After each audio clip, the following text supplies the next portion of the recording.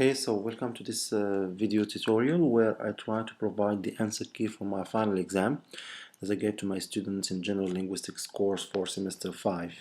I'll try to be very brief. I'll go to very quickly about the answers.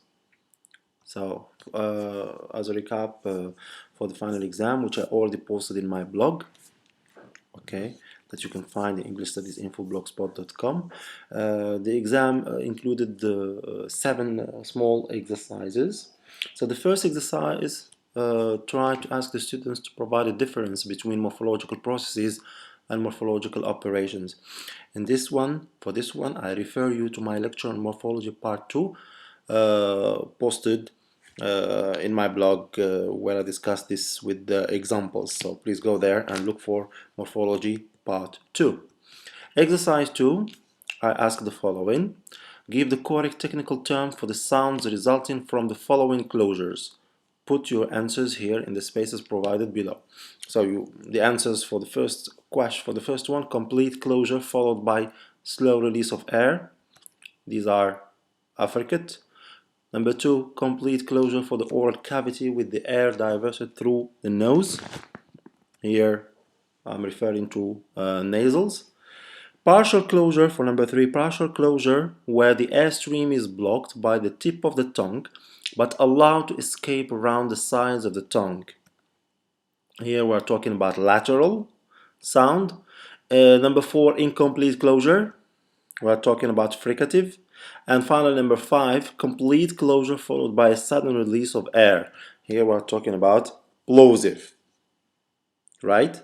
Now, exercise 3, I ask the following. Each of the following sets, which are here, contains an inappropriate member. Pick it out and say why it is inappropriate. Put your answers here in the spaces provided below. So this is in your answer sheet. Anyway, so here are the sets. So each one contains one member that does not belong to it because of a difference in terms of features. So the first one, A, the sound that is different is this one, B. Why? Because all others are nasals, whereas B is not a nasal, simply. B, N is different because others are plosives, whereas N is not a plosive. Now C, S is different because others are bilabials, whereas S is not a bilabial, it's an alveolar sound. D, L is different because others are fricatives, F, V, S, Z, they are fricatives, while L is not a fricative, it is a lateral. L again is different. Why? Simply because others are vowels, whereas L is not a vowel, it's a consonant. O is different. Why? Because others are front vowels. E, E, E are front vowels, whereas O is a back vowel.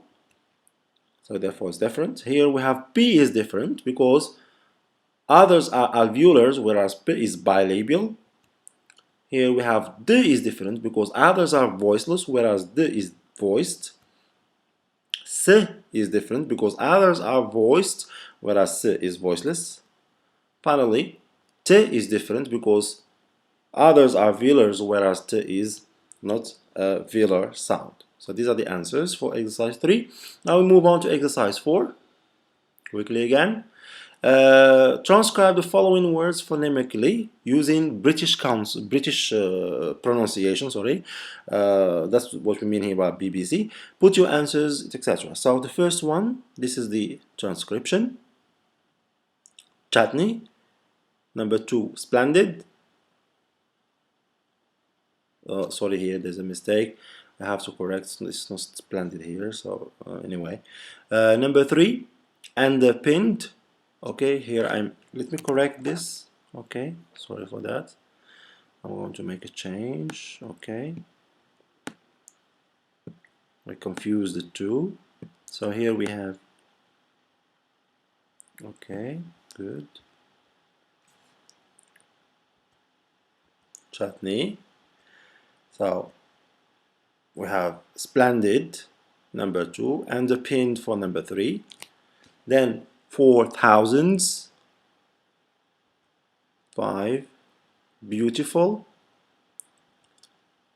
bird, As you can notice, British English, we don't pronounce a lot the R, not like the Americans, we have the isoflex R, but the British don't pronounce it, they just don't pronounce it. Grass, new, castle, here we don't pronounce the T. And finally, bread. Now, exercise 5. Identify the morphemes of the following words, indicating where a spelling change may be necessary when one breaks the word down into its constituents. Put your answers using the same format into your class. We have done one exercise similar to this one in our classes, in our course, and that's why I ask you to put the same format we have introduced in class. And oh, by the way, it's already recorded in the video tutorials I provide for you in my blog, so please refer to those exercises we did in class, where you can see the very last exercise that uses this format, and here I ask you to provide the same format for the answering this exercise. So here we have, and therefore sometimes when you add suffixes or whatever, you can apply some changes. So whenever there are changes that occur, you need to specify those changes. So as we can see, not all the words we have changes, only some of them have changes, so we try to show them using that same format introduced in class. First one, so here are all the answers for you. Now first one, we have equalizers. So you identify, don't tell me bound or free morpheme, just need to identify the morphemes. So equal plus eyes plus er plus s. So here there is a change that happens in the sense that when we add er, there is already e at the end of eyes, and then when we add er we add another e. So here we have to make a change in the sense that we have to omit or delete one e and keep only one e, right? So we say equalizers, okay, equalizers. So we keep only one e. Inclination, the same thing. So we have inclination. Here we have the verb incline, finishes with e, and then when we add ation, there is an a. So there are two vowels there. So we need to make some change. In this case, we are going to omit the e and keep ation, okay, inclination, okay, as you can see there. Befriending, no change. Transportation, no change. Endearment, no change. Predetermination, there is a change, similar to number 2, where we have determined finishing with e, and then we have to add ation, which begins with the vowel a. In this case, we have to omit the e and keep ation, okay, the predetermination. Number 7, dangerously, no change. Unbelievable, there is a change. So we have the verb believe finishing with e, and then we have to add the suffix able. So here there are two vowels, so we have to omit one. In this case, we omit the e, and the vowel belongs to the suffix able, so it becomes unbelievable. Protection, number 9, no change. And finally, dehumanize, okay. These are the answers for exercise 5. We move on now for exercise 6. So what you are required to do here is to segment the morphemes, to identify the morphemes, and also to name them. What kind of morpheme you have there? Is it bound, free, stem, suffix, prefix, or whatever? So I gave you a format to use, to follow, and to use for your answers. I'm going to use it as well here to provide you the answer key. So the 5 words we had are unbearable, moralized, tranquilizers, and imprudently, and white. So let's go ahead.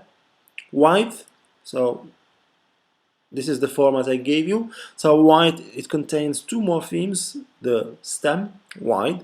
It is an adjective, the lexical category, and it is a kind of open, okay, and then it is a stem, because the main word, original word, it is free morpheme, and we can't talk about inflectional derivation for this case here. Then we have th, it is of course a suffix, it is bound, it does not stand alone, and it is a derivational morpheme in the sense that we add it to the word wide in order to derive a new word.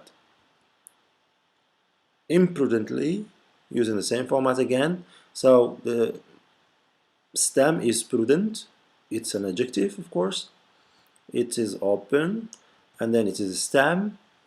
It is free morpheme. In this case, we don't talk about inflectional derivational for free morphemes. Im is the prefix. It is bound morpheme, and it is derivational morpheme. And then we have Li, it is a suffix, a bound morpheme, and it is also derivational morpheme.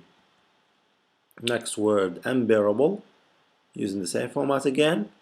So the stem, bear, it is a verb. Open, class, it is the stem, the original word, main word, the root. And then it is free. In this case, we don't talk about inflectional derivational morphemes for free morphemes. Then n, it is a prefix, bound, derivational, and then able, which is a suffix, bound morpheme, and derivational morpheme. Next, moralized. The main word, the original word is moral. Then we have to noun, it's an open, stem, free morpheme, not talking about inflectional derivational. And then we have eyes, it is a suffix, bound, and it is a derivational morpheme. Then we have dealer, it is a suffix, it is a bound morpheme as well, and it is an inflectional morpheme. Next one, tranquilizers. Tranquil is the root or the stem. It is an adjective, it belongs to open class. And then stem, it is a free morpheme. We don't talk about inflectional derivational in this case. Eyes, it is a suffix, bound, derivational. Er, a suffix, bound morpheme, and derivational morpheme. And finally we have s there at the end, which is a suffix as well. It is a bound morpheme as well, but it is an inflectional morpheme because we are talking about plural here. And finally, exercise 7, where you have required to do the same thing, but you just focus on the inflectional and derivational morphemes, and you have to tell us whether they are productive or non-productive. So I'm going to give you the same format again and talk about all types of morphemes, including each word, and then we will talk about the inflectional derivational, say whether they are productive or no. The words that were given to you are non-event, SMEs, Apennines, and interdenominational, and Jones. Non-event, so event is the main word. It is a noun, of course, belongs to open class, stem. It is a free morpheme. And then we have non. Here we have a prefix, bound morpheme, and it is a derivational morpheme. And in this one, it is stated in the literature that it's kind of non-productive derivational morpheme. Then, we have SMEs. The main word is Assam, kind of, okay, and this is a noun, proper noun, open, stem, free. And then we have the derivational morpheme is, it is a suffix, bound, and it is kind of derivational morpheme, and it also kind of non-productive derivation morpheme. Happenings, happen, it is a verb, belongs to open class.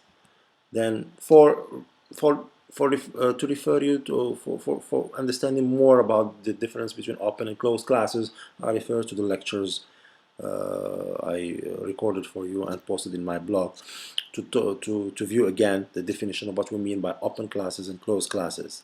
So let's continue. So it is a stem, it is a free morpheme. Then we have ing, suffix, it is a bound morpheme, it is an inflectional or derivational morpheme in this case here, okay. And then we have s, suffix, bound, it is inflectional morpheme because with plural. So ing is a kind of productive, both of them, they are productive.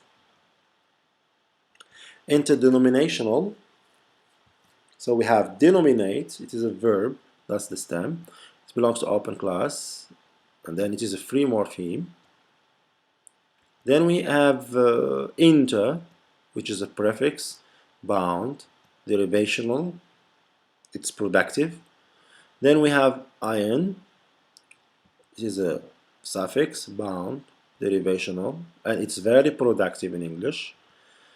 Then we have L, it is a suffix as well, bound, and derivational, and it's very productive kind of derivation morpheme as well. Then we have Jones. Okay, so the main word or stem is John. It is a noun, proper noun. It belongs to open category. Is stem, free morpheme. Okay, and then we have the apostrophe S, possessive S. It is a kind of suffix. It is a kind of bound morpheme. It is derivation or inflectional morpheme. Sorry, and it's kind of productive inflectional morpheme. We use it for expressing possessiveness. And then all the best for you.